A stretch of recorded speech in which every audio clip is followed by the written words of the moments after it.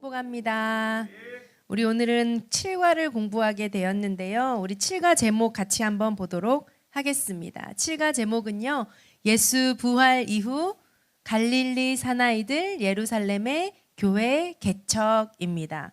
7과의 범위는요. 예수님께서 부활하시고 그 이후에 우리가 알고 있는 스데반의 순교 사건까지인데요. 우리가 지난 6과 때 예수님께서 제자들에게 유언 강론을 남기시고 십자가에 돌아가심을 공부했습니다. 자, 돌아가시고 그 이후의 주제는 뭐라고 말씀드렸죠? 바로 오늘 공부하게 될 부활입니다. 오늘은 예수님의 부활과 그 이후의 일들을 공부할 텐데요. 우리 워크북 99페이지 보시면 스카치 테이프 있거든요. 우리 지난 시간에 예수 그리스도의 십자가 사건과 오늘 부활 사건을 생각하면서 우리 6가와 7가를 연결하며 스카치 테이프 보고 오늘 7가 공부로 들어가 보도록 하겠습니다. 제가 읽겠습니다. 거짓말로 사람이 죽었다가 다시 살아난다고 주장한다면 그것은 참 위험한 아이디어일 것입니다. 더군다나 그것을 기초로 종교 행위를 한다면 그게 얼마나 오래 가겠습니까? 그런데 예수님은 자신이 하나님이라고 주장했을 뿐만 아니라 십자가에 달려 죽었다가 다시 살아날 거라고 장담했습니다. 정신적으로 문제가 없는 사람이라면 이런 것을 걸고 함부로 호언장담하지 않을 겁니다. 불을 보듯 뻔하게 승산이 없으니까요. 사기극이 되기 때문에 그건 굉장히 위험한 발상입니다. 추종자들이 시나리오를 짰다 손 치더라도 거짓말은 오래 가지 못합니다. 그런 면에서 볼 때 그를 4대 성인 중 한 사람으로 존경하는 것도 참 아이러니입니다. 하나님이라고 주장하며 부활을 장담한 분을 사람이라고 말해도 안 되고 또한 그런 그를 4대 성인 중 한 사람이라고 말해도 안 되니까요.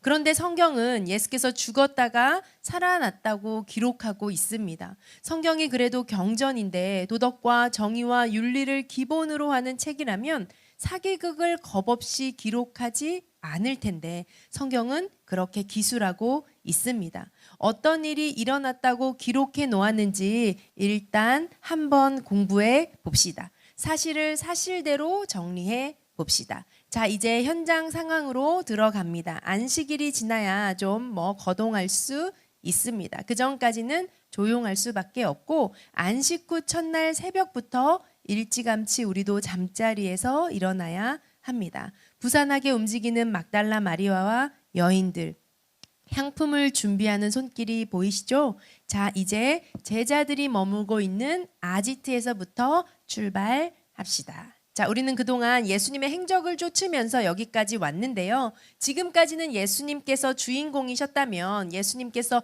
부활하신 이후부터는 예수님께 비춰졌던 조명이 이제는 누구에게로 옮겨질까요? 제자들에게로 옮겨가겠죠. 이제 제자들에게로 초점이 맞추어지는 거죠. 자, 제자들은 지금 어떤 모습일지 우리도 마치 부활의 현장에 있는 것처럼 현장으로 따라가 보면 좋겠습니다. 워크북 100페이지 1번 예수 부활 그리고 그 이후 진공 상태에 빠진 제자들 방가로 1번입니다. 안식 후 첫날 일어난 일. 바로 이날이 언제냐? 부활하신 바로 그날 일어난 일이에요. 이날에 무슨 일이 있었나 우리가 시간 순으로 좀 쫓아가 보려고 합니다.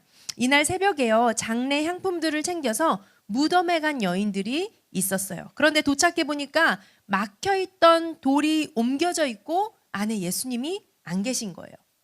자, 여인들로부터 이 소식을 듣고 베드로와 요한도 무덤으로 달려가 봅니다. 우리 이 본문을 누가복음으로 해서 한번 살펴보도록 하겠습니다. 누가복음 24장 1절 보도록 하겠습니다. 안식 후 첫날 새벽에 이 여자들이 그 준비한 향품을 가지고 무덤에 가서 2절 돌이 무덤에서 굴려 옮겨진 것을 보고 들어가니 주 예수의 시체가 보이지 아니하더라. 4절 보시면요. 이로 인하여 근심할 때에 문득 찬란한 옷을 입은 두 사람이 곁에 섰는지라. 여자들이 두려워 얼굴을 땅에 대니 두 사람이 이르되 어찌하여 살아있는 자를 죽은 자 가운데서 찾느냐. 여기 계시지 않고 살아나셨느니라. 갈릴리에 계실 때 너희에게 어떻게 말씀하셨는지를 기억하라 라고 얘기하시죠. 그리고 7절 이르시기를 인자가 죄인의 손에 넘겨져 십자가에 못 박히고 제3일에 다시 살아나야 하리라 하셨느니라 한데 8절 그들이 예수의 말씀을 기억하고 무덤에서 돌아가 이 모든 것을 11 사도와 다른 모든 이에게 알리니라 라고 되어 있습니다. 자, 이 소식을 듣고 나서 11절 보시면요. 어떻게 이어질까요? 베드로가 이 소식을 듣고 일어나서 어떻게 했을까요? 무덤에 달려가서 들여다 본 거예요. 그랬더니 예수님 안 계시고 세마포만 보이는지라 그 된 일을 놀랍게 여기며 집으로 돌아가니라. 자, 누가복음에는 베드로의 이름만 기록되어 있지만 요한복음에 보면 요한도 함께 무덤에 달려갔음을 알 수가 있습니다. 자, 그리고 이날 이 사건 이후에 또 한 사건이 일어나는데 그 사건은 무엇이냐? 엠마오로 돌아가던 두 제자에게 예수님께서 나타나시는 사건이에요. 우리 이어서 13절부터 보도록 하겠습니다. 그날에 그들 중 둘이 예루살렘에서 25리 되는 엠마오라 하는 마을로 가면서 이 모든 된 일을 서로 이야기하더라. 화면 한번 보시면요. 자, 예루살렘에 있다가 엠마오로 가는데요. 이 거리가 25리 정도, 11km 정도 되는 거리를 가고 있었어요. 자, 가면서 무슨 얘기를 했냐면 무슨 얘기를 했겠어요? 지금까지 일어난 일들에 대해서 두 사람이 주거니 받거니 얘기를 했겠죠. 15절 보도록 하겠습니다. 그들이 서로 이야기하며 문의할 때에 자, 예수께서 가까이 이르러 그들과 동행하시나 16절 그들의 눈이 가리어져서 그인 줄 알아보지 못하거늘 17절 예수께서 이르시되 너희가 길 가면서 서로 주고받는 이야기가 무엇이냐 하시니 두 사람이 슬픈 빛을 띠고 머물러 서더라. 18절 한 사람인 글로바라 하는 자가 대답하여 이르되 지금까지 예루살렘에 있으면서도 요즘 거기서 일어난 일을 혼자만 어떻게 알지 못하세요? 라고 얘기하면서 19절 무슨 일이냐 이르되 나사렛 예수의 일이니 그는 하나님과 모든 백성 앞에서 말과 일에 능하신 선지자이거늘 20절 우리가 대제사장들과 관리들이 사형 판결에 넘겨주어 십자가에 못 박았느니라. 자, 우리는 이 사람이 이스라엘을 속량할 자라고 바랐노라. 이뿐 아니라 이 일이 일어난 지가 사흘째 되었는데 또한 우리 중에 어떤 여자들이 우리로 놀라게 하였는데 그 일이 무엇이냐? 그들이 새벽에 무덤에 갔다가 23절 그의 시체는 보지 못하고 와서 그가 살아나셨다 하는 천사들의 나타남을 보았다 함이라. 24절 또 우리와 함께 한 자 중에 두어 사람이 무덤에 가서 과연 여자들이 말한 바와 같음을 보았으나 예수는 보지 못하였느니라 라고 오늘 아침 있었던 일을 이야기하는 거죠. 자, 그러니까 예수님께서 어떻게 하세요? 예수님께서는 이 부활을 보이시고 이어서 무엇을 하시냐? 성경을 풀어서 부활의 의미에 대해서 설명해 주세요. 25절 이르시되 미련하고 선지자들이 말한 모든 것을 마음에 더디 믿는 자들이여. 26절 그리스도가 이런 고난을 받고 자기의 영광에 들어가야 할 것이 아니냐 하시고 27절 이에 모세와 모든 선지자의 글로 시작하여 모든 성경에 쓴 자기에 관한 것을 자세히 설명하시니라 라고 기록되어 있죠. 자, 성경을 풀어서 부활을 보여주시기도 하시고 또 성경을 풀어서 부활의 의미에 대해서 설명해 주십니다. 자, 30절 보도록 하겠습니다. 그리고 나서 그 후에 그들이 예수님께서 그들과 함께 음식을 잡수실 때에 떡을 가지시고 축사하시고 떼어서 그들에게 주세요. 자, 이런 경험 있었죠. 자, 이때 31절 보시면 그들의 눈이 밝아져 그인 줄 알아보더니 예수는 그들에게 보이지 아니하시는지라. 자, 엠마오로 가던 제자들이요. 그래서 발길을 돌이켜서 어떻게 할까요? 예루살렘으로 돌아와요. 33절 보시면요. 그들이 그때로 일어나 예루살렘에 돌아와 보니. 자, 돌아보니 어때요? 11 제자들과 그 외의 사람들이 한 군데 모여 있었던 거겠죠. 이들에게 무슨 일을 얘기할까요? 엠마오로 가는 길 중에 있었던 나타나셨던 예수님에 대해서 이들이 다시 나누었겠죠. 자, 무덤 앞에서 예수님의 부활을 목격한 사람들이 있었고 엠마오로 가던 길에서 부활의 증인들이 나타났습니다. 그리고는 그들이 돌아와서 예루살렘에서 그 일을 나누는 거였어요. 근데 그 현장에 그 제자들과 함께 있는 그 현장에 예수님께서 다시 나타나세요. 36절 보도록 하겠습니다. 자, 이 말을 하고 있는데 너도 봤어? 나도 봤어? 이런 얘기하고 있는데 예수님께서 친히 그들 가운데 나타나신 거예요. 서서 이르시되 너희에게 평강이 있을지어다 하시니 37절. 자, 그들이 반응이 어땠겠어요? 놀랬겠죠. 놀라고 무서워하여 그 보는 것을 영으로 생각하는지라. 자, 예수님께서요. 이들과 함께 마지막으로 있었던 날이 목요일 밤이었잖아요. 자, 목요일 밤에 함께 있었고 그리고 나서 지금 금요일 지나고 토요일 지나고 일요일 저녁이니까 딱 사흘 만에 제자들 가운데 다시 나타난 셈이신 거죠. 두려워하는 그들에게, 자, 분명히 죽으셨는데 두려워하는 그들에게 평강을 전하시고 부활하셨음을 보여주시는 거예요. 그리고는 그냥 믿으라고 하지 아니하시고 38절 보시면 어찌하여 두려워하며 어찌하여 마음에 의심이 일어나느냐. 내 손을 보고 발을 보고 나인 줄 알라. 그리고 또 만져봐라 라고 하세요. 이 말씀을 하시고 40절에 손과 발을 친히 보여주시죠. 41절 그들의 반응은 어때요? 너무 기쁘기는 한데 믿기가 어려운 거예요. 너무나 놀랍게 여길 때에 예수님께서 부활을 증명하시기 위해서 먹을 것을 찾으시죠. 그리고 42절 구운 생선 한 도막을 드렸더니 드십니다. 자, 부활을 보여주시면서 부활하신 몸이 유령 같은 것이 아니라 실제임을 증명하시기 위해서 구운 생선을 드세요. 자, 예수님이 지금 이렇게 자꾸 나타나시고 계시거든요. 부활하신 예수님이 자꾸 나타나시는 이유가 무엇일까요? 자, 첫 번째로는 부활을 보여주시기 위해, 그리고 그 구약 성경을 풀어서 구약을 설명해 주시는 거죠. 부활을 보이시면서 말씀을 풀어 설명해 주세요. 44절 내가 너희와 함께 있을 때 너희에게 말한 바 곧 모세의 율법과 선지자의 글과 시편의 날을 가리켜 기록된 모든 것이 이루어져야 하리라 한 말이 이것이라 하시고 45절 이에 그들의 마음을 열어 성경을 깨닫게 하셨다. 즉 부활을 구약 성경을 통해서 풀어서 설명을 해주십니다. 그리고 또 두 번째 이유는 무엇이냐? 자, 부활을 본 너희가 뭐가 되라고 얘기하세요? 증인이 되라고 얘기하세요. 46절 보시면 자, 이같이 그리스도가 고난을 받고 제3일에 죽은 자 가운데서 살아날 것과 또 그 이름으로 죄사함을 받게 하는 회개가 예루살렘에서 시작하여 모든 족속에게 전파될 것이 기록되었으니 48절 너희는 뭐가 되라는 거예요? 이 모든 일에 증인이 되어라. 증인이다 라고 말씀하세요. 그리고 나서 이어지는 것은 49절에 아버지께서 약속하신 것. 이게 뭐죠?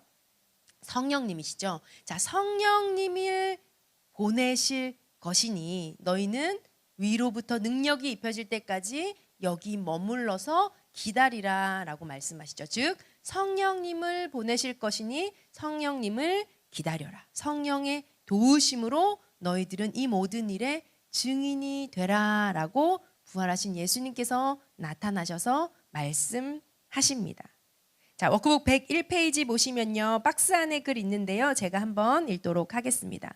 자, 예수께서는 이렇게 구체적인 방향성을 완벽하게 지시하셨습니다. 언제? 안식 후 첫날, 바로 부활하신 그날의 말입니다. 사실 제자들이 앞으로 무엇을 할지 정확한 행동 지침이 떨어진 셈입니다. 그러나 제자들은 우왕좌왕합니다. 이렇게 부활 첫날 많은 일이 일어났는데 그만 현장에 도마가 없었네요. 도마는 아무리 제자들이 그날 있었던 이야기를 해줘도 내가 직접 내 손으로 예수님의 손을 만져보지 않는 한 못 믿겠다고 우겨댑니다.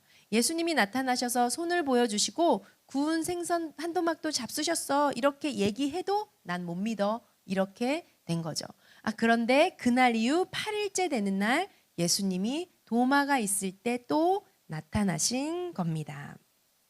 반가로 이번 8일 이후 다시 도마 때문에 나타나심. 자, 예수님이 지난번 제자들이 모여있을 때 나타나셔서 생선도 드시고 성경 말씀도 풀어서 설명해 주시고 했던 그날 하필 제자 중에 도마가 없었던 거예요. 도마는요, 나는 내 눈으로 직접 보지 않고는 절대 믿을 수 없어. 내가 손으로 그냥 확 찔러보지 않고는 믿을 수 없어. 이러고 있는 거죠. 그런데 이런 도마를 너무나 잘 아시듯이 예수님께서 도마가 있을 때 다시 나타나세요. 우리가 이 내용을 요한복음을 본문으로 해서 살펴보도록 하겠습니다. 요한복음 20장 24절 말씀입니다. 자, 12제자 중에 하나로서 디두모라 불리는 도마는 지난번 예수님께서 오셨을 때 함께 있지 아니한지라. 25절 다른 제자들이 그에게 아무리 우리가 예수님을 보았노라 하여도 도마가 이르되 내가 그의 손의 못자국을 보고 내 손가락을 거기에 그냥 찔러 넣어 보기까지 해야 또 옆구리에 넣어 보지 않고는 내가 믿지 아니하겠노라라고 이야기하는 거죠. 자, 26절 8일이 지나서 제자들이 다시 집안에 있을 때 이때는 도마도 함께 있었는데 예수께서 오사 가운데 서서 이르시되 너희에게 평강이 있을지어다 하시고 27절 도마에게 얘기하세요. 네 손가락을 이리 내밀어서 내 손을 보고 네 손을 내밀어서 내 옆구리에 넣어봐라. 그리하여 믿음 없는 자가 되지 말고 믿는 자가 되라라고 얘기하세요. 그리고 나서 도마는 드디어 고백하죠. 28절 나의 주 나의 하나님이십니다라고 고백합니다. 이 다락방 강론 때 예수님께서 떠나신다고 하셨을 때 어디로 가시는지 그 길을 알려달라고 했었던 아주 논리적이고 이성적이었던 도마였거든요. 부활을 들어도 믿지 못했던 도마에게 예수님께서 친히 나타나셔서 부활하셨음을 보여주세요. 자, 부활이라는 사건 앞에 고뇌하는 한 인간의 모습, 마치 도마가 우리의 모습 같습니다. 자, 부활하신 이후에 일어난 일들을 우리가 시간 순으로 좀 정리하고 있는데요. 여인들에게 나타나시고 두 제자에게도 보이시고 또 제자들이 모여 있을 때도 나타나시고 이렇게 8일 후에 도마 때문에 또 친히 나타나셨다라는 것을 보았습니다. 자, 부활하신 이후에 일어난 일들, 그런데 이 모든 일들이 일어나고 있는 장소는 지금 어디일까요? 유대 지역이죠. 유대 지역. 자, 유대 지역이에요. 그런데 한번 기억을 그럼 더듬어 보세요. 제자들이 언제 이 유대 지역으로 내려왔지? 생각나세요? 언제 갈릴리에서 이동해서 이 유대 지역으로 왔던 거죠?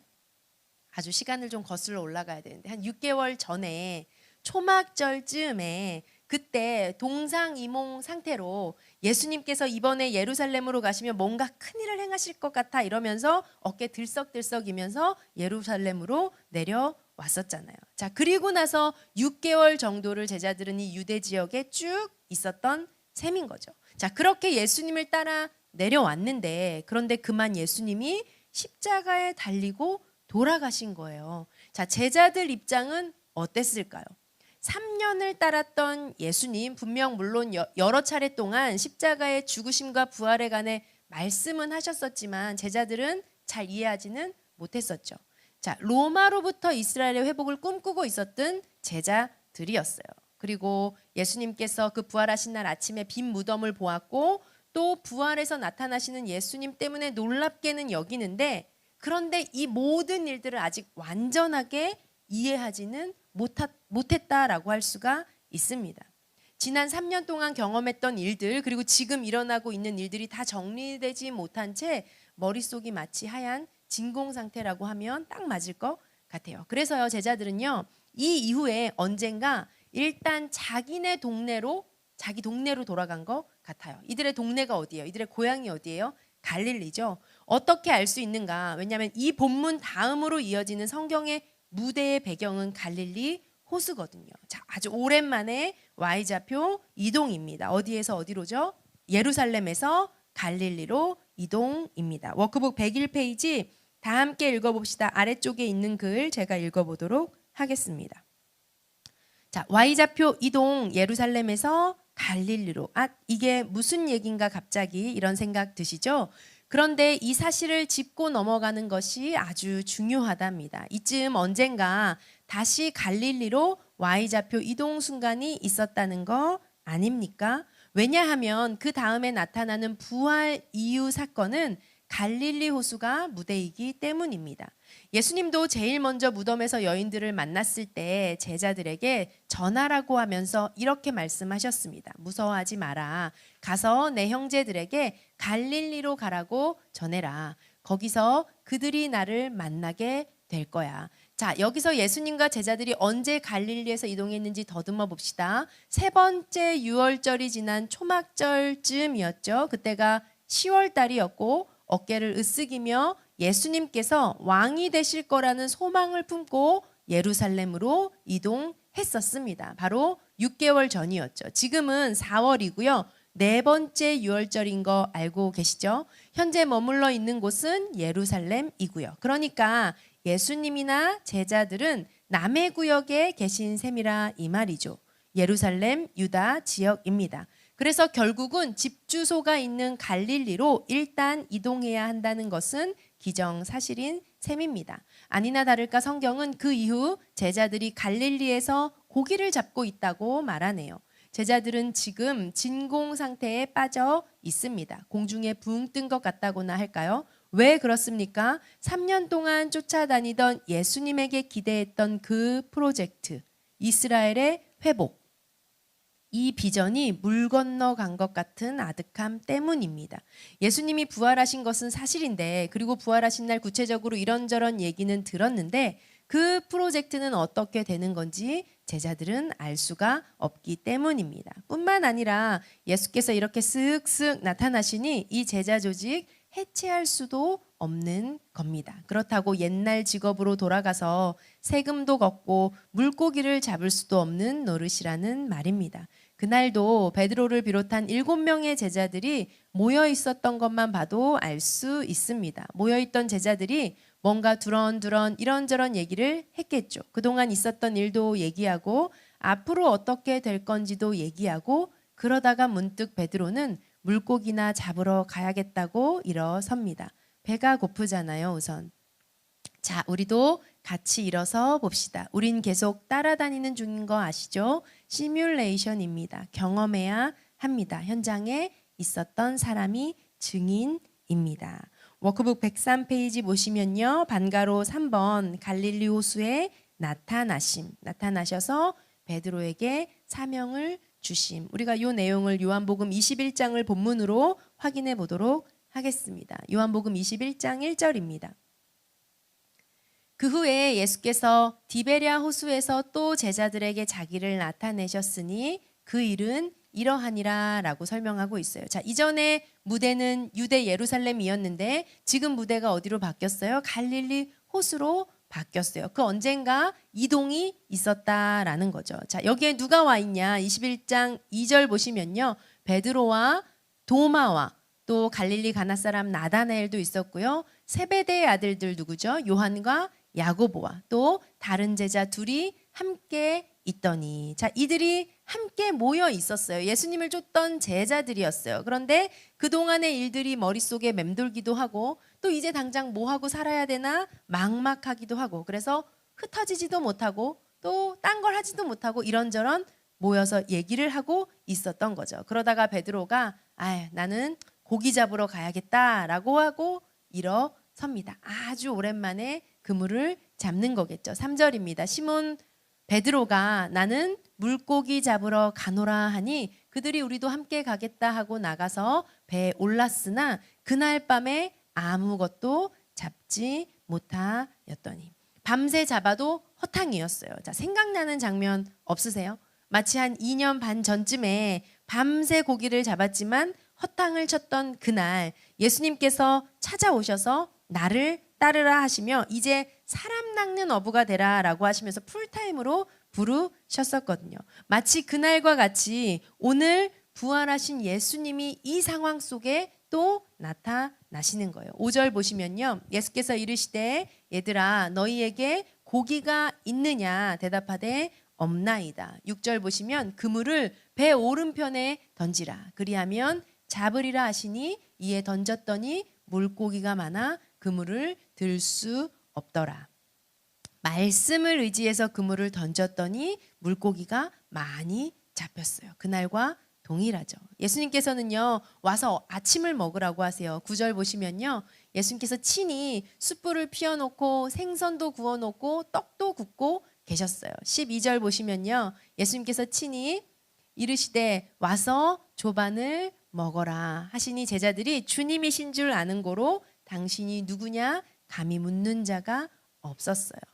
자, 그렇게 찾아오신 예수님이 하시고 싶었던 말씀이 무엇일까요? 우리가 잘 아는 내용이죠. 15절 보도록 하겠습니다. 예수님께서 베드로를 부르세요.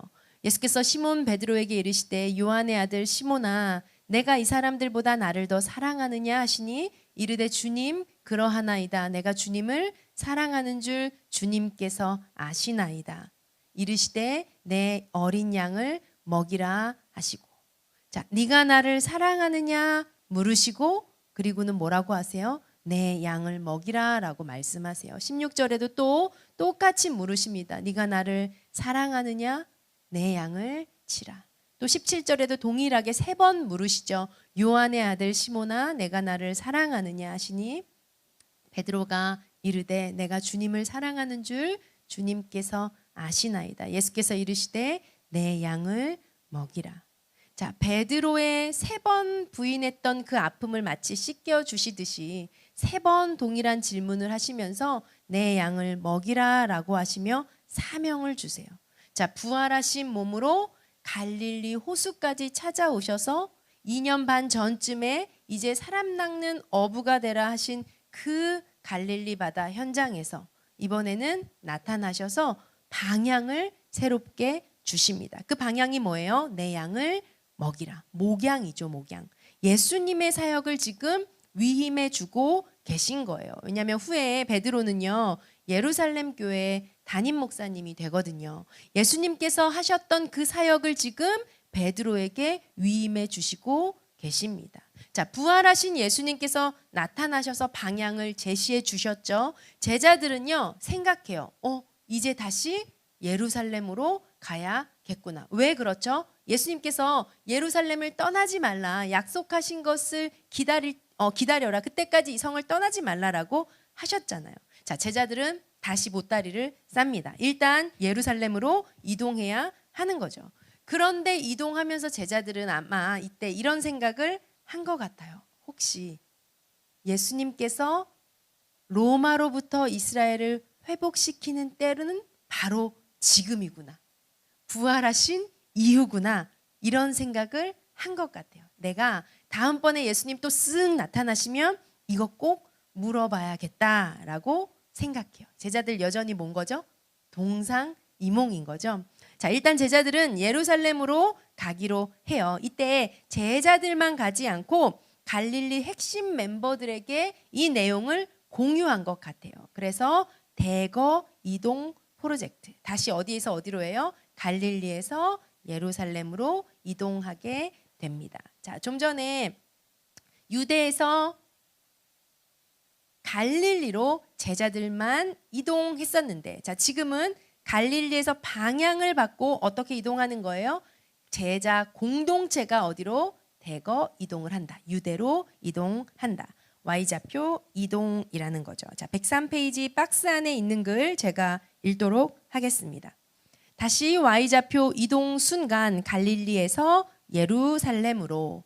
갈릴리 호수에서 목회자로 위임받은 베드로와 제자들은 공중에 붕 떠 있다가 방향성을 찾게 됩니다. 첫째, 우리는 예루살렘으로 다시 올라간다. 둘째, 거기서 예수님이 당신의 나라를 회복하실 것이 분명하다. 이겁니다. 베드로는 우선 이 예루살렘 프로젝트를 위해서 시드 멤버가 필요하다는 사실을 안 것 같습니다. 십자가 사건 이후 시리에 빠져있던 예수님의 가족을 중심으로 그동안 가까웠던 제자들은 말할 것도 없고 모름지기 70인 전도단에게까지 이 프로젝트를 알린 것 같습니다. 우리 올라가자 예루살렘으로.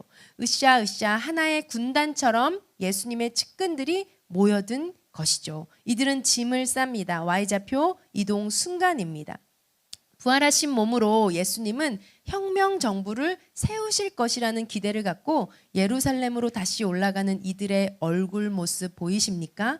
이스라엘의 회복이라는 그들의 비전, 예수를 만나기 전부터 꿈꿔왔던 로마로부터의 해방, 드디어 그때가 이때다. 이 캐치프레이즈 아래 갈릴리 사람들은 예루살렘행을 결단한 것입니다. 그러나 예수님은 단 한마디로 잘라 말씀하십니다. 그때와 기한은 아버지께서 정하신 것이니 너희의 알 바가 아니다. 오직 성령이 너희에게 임하시면 너희가 권능을 받고 예루살렘과 온 유대와 사마리아와 땅끝까지 이르러 내 증인이 되리라. 여기서 성령 증인은 예수께서 다락방 강론 때 또 부활 첫날에 제자들에게 강조하셨던 단어라는 것 기억나시죠? 자, 여러분, 바로 이 순간이 사복음서에서 사도행전으로 이어지는 찰나입니다. 사복음서와 사도행전은 내용상 뗄래야 뗄 수 없는, 사실상 찰싹 붙어 있는 책이랍니다. 자, 이게 무슨 말일까요? 우리는 그동안 성경을 읽으면요, 마태복음 읽고 마가복음 읽고 또 마가복음 읽고 요한복음 읽고 누가복음 읽고 또 누가복음 읽고 요한복음 읽고 이렇게 사복음서를 읽은 후에 그 다음 사도행전으로 넘어가서 읽었거든요. 그러다 보니까 이 사도행전을 어느 책에다 어디다 어떻게 연결시켜야 할지를 몰랐어요. 즉 사복음서 따로 사도행전 따로 떨어진 책으로 생각하기가 쉬웠습니다. 그런데 우리가 지금 흐름을 따라 예수님의 행적을 쫓다 보니까 이 복음서와 사도행전은 딱 붙어 있는 책이라는 거죠. 자, 사복음서는 예수님의 부활하신 이후에 마지막 지상 명령을 하고 마무리가 돼요. 그런데 사도행전은요, 이 지상 명령을 설명하면서 시작이 돼요. 그러니까 찰싹 붙어 있는, 연결되어 있는 책인 거죠.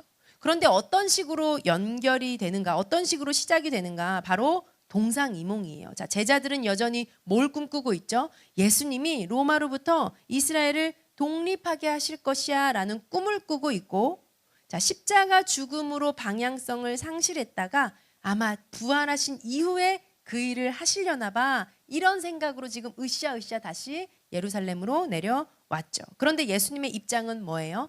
다락방 강론에서 이미 말씀하셨듯이 약속하신 성령님이 오셔야 하고, 그리고 성령님의 도움을 받아 제자들이 증인이 되어줘야 하나님 나라가 임한다라는 입장이세요.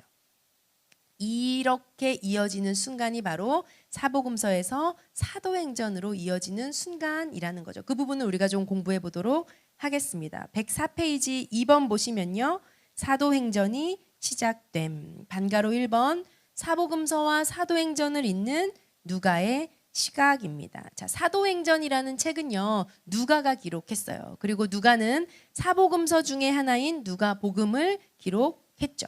자, 이 누가가요, 복음서와 사도행전을 어떻게 연결시키는지 그 관점을 주목해서 보셔야 해요. 누가복음의 맨 마지막 부분 24장은요, 성령이 오실 것이야. 그리고 너희가 이 일에 증인이 되라라고 하고 마무리됐어요. 그리고 이 성령님이 실제로 오시고 그리고 이들이 증인이 되는 실제적인 내용을 기록한 책이 바로 사도행전이라는 거죠. 자, 누가복음의 맨 마지막 핵심 단어가 뭐예요? 성령님이 오실 것이다, 증인이 되라, 이거였고요. 사도행전의 시작에도 뭐예요? 성령님이 임하시면 너희가 권능을 받고 너희가 이 모든 것을 증인이 되어서 땅끝까지 전하리라. 즉 누가는 이렇게 복음서와 사도행전을 연결시키고 있는 거죠. 자, 누가가요, 사도행전을 기록할 때 두 사람을 중심 구도로 잡았는데요. 그 두 사람이 누구냐? 바로 베드로와 바울이었습니다. 베드로를 중심으로 하는 예루살렘 교회, 그리고 또 하나의 축은요, 바울을 중심으로 이방의 교회가 세워지는 바울의 선교 여행. 이 두 가지를 축으로 삼아서 누가는 기록했다라는 거죠. 그러면 베드로와 바울이라고 말할 수 있고, 다시 말하면 예루살렘 교회와 이방 교회라고 말할 수 있고, 다시 말하면 예루살렘과 열방을 향한 행전이다라고 얘기할 수가 있겠죠. 이것이 사도행전을 기록한 누가의 관점입니다.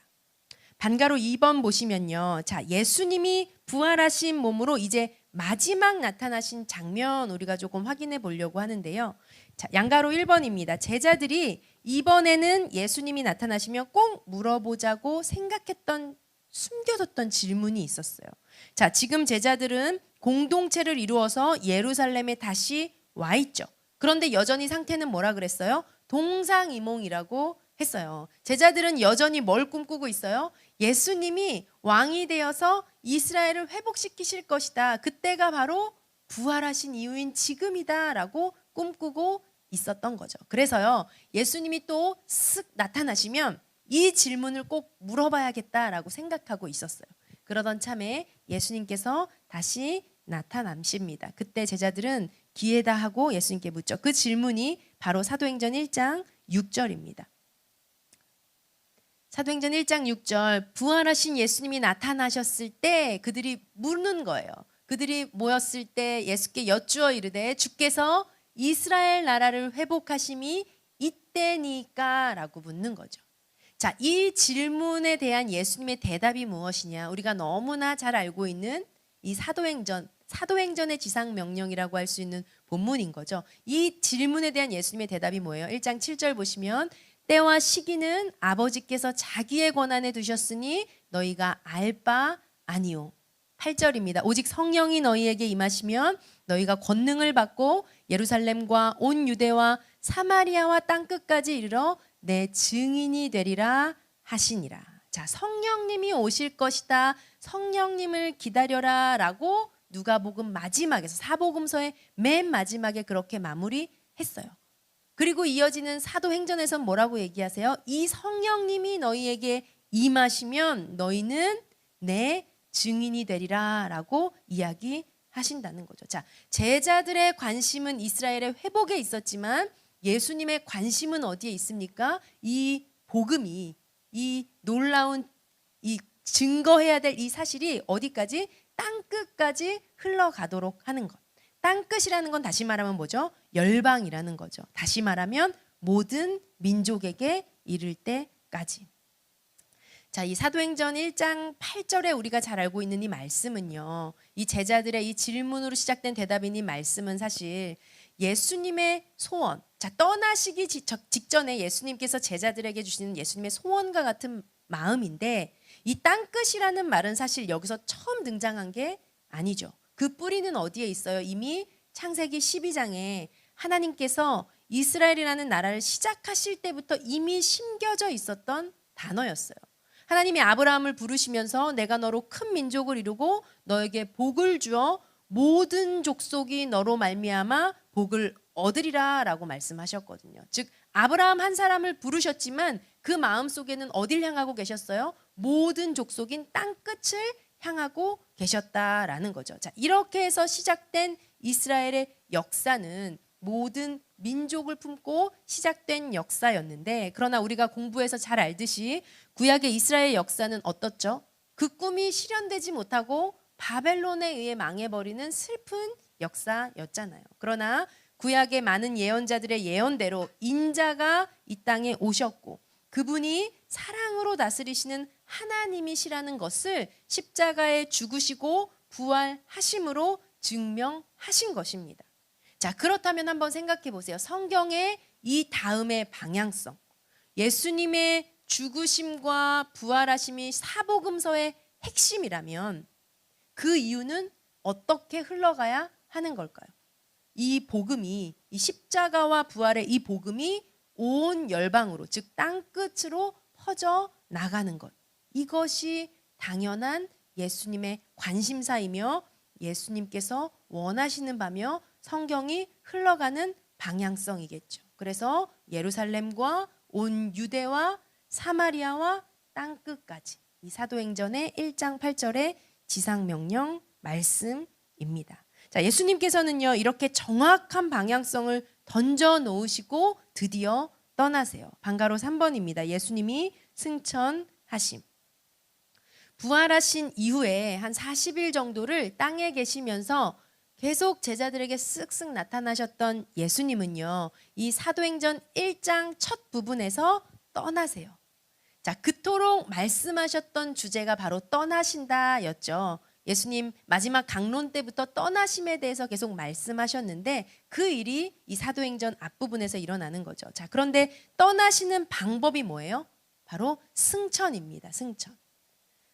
우리는 이 승천이라는 것을 마치 신화처럼 그런 게 어떻게 가능해? 라고 생각할 수 있는데요.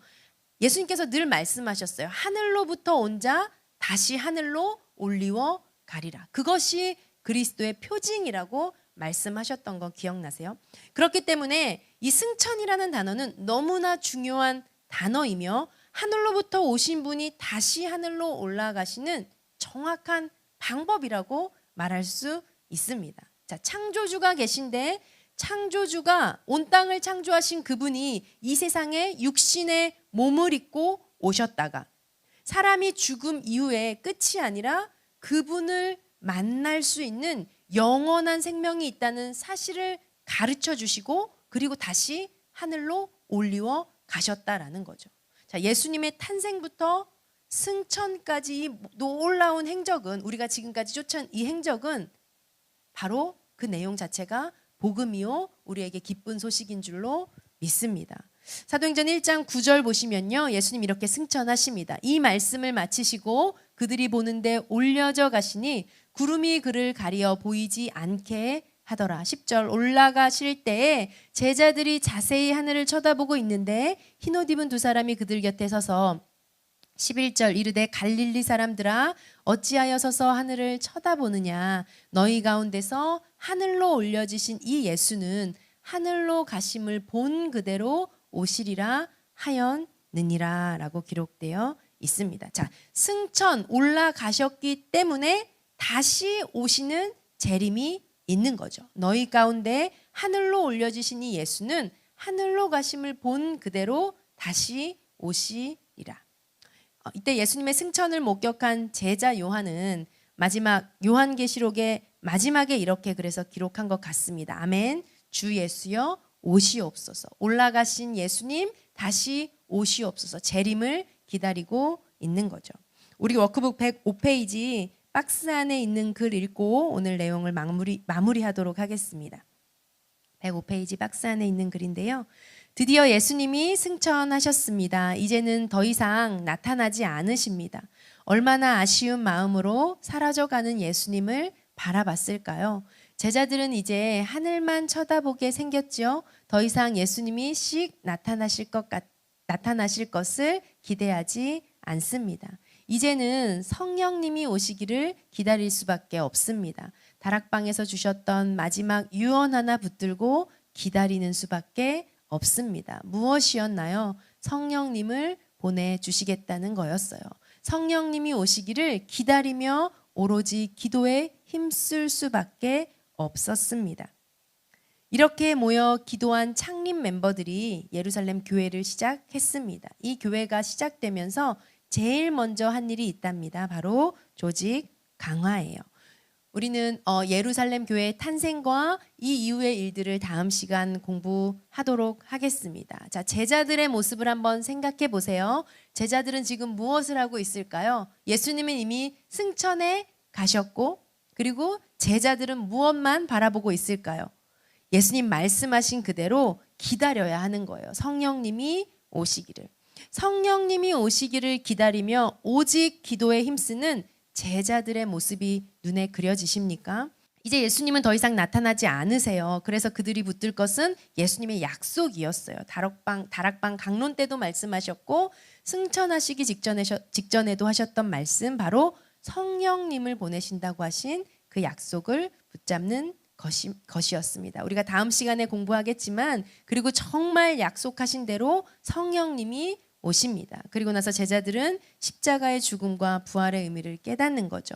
사도행전 그 이후의 스토리는 어떻게 흘러갈지 예상할 수 있겠죠. 이 제자들이 증인의 사명을 감당하는 것, 복음이 열방으로 퍼져 나가는 것, 이것이 우리가 앞으로 공부하게 될 스토리입니다. 이번 한 주간 읽을 성경 범위는요. 성경 읽기표를 나눠드릴 수가 없어서 이렇게 화면으로 준비했는데요.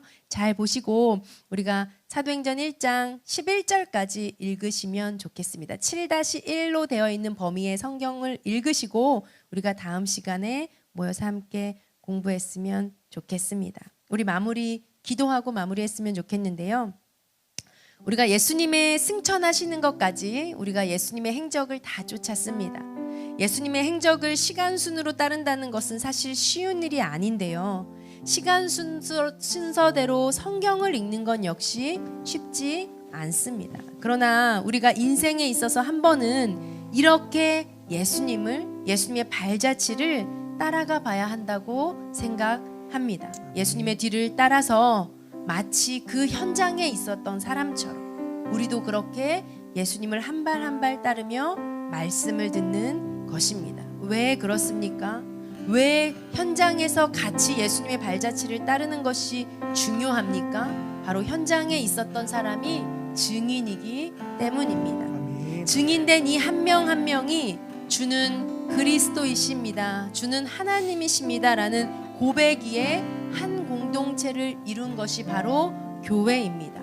이때 모여 기도했던 그 멤버들을 시작으로 예루살렘 교회가 시작되는데요. 이 예루살렘 교회는 그 하나님께서 기다리신 모든 민족이 복을 받게 하는 새 이스라엘, 바로 교회였던 것입니다.